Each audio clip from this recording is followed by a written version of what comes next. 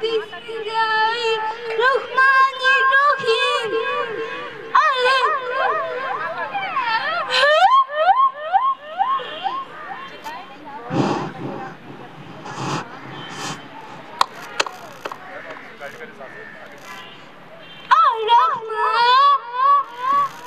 अल्लामुल कुरआन इंसान अल्लामुल बयान अशम्स वल कमर बिस्बान वन्नजमु बिस्सजदि औलजी अकल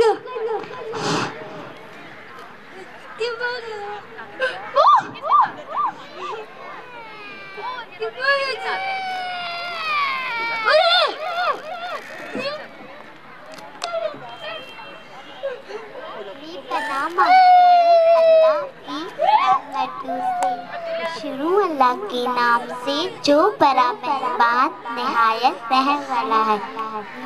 निहायत रहम। उसने काम पाक की तारीफ फरमाई। उसने इंसान को पैदा किया। उसने इंसान को बोलना सिखाया।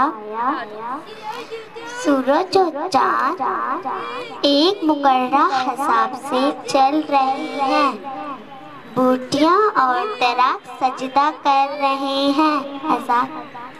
I seek refuge in Allah from Shaitan the outcast, in the name of Allah, the most beneficent and merciful. The beneficent hath made known the Quran. He hath created man.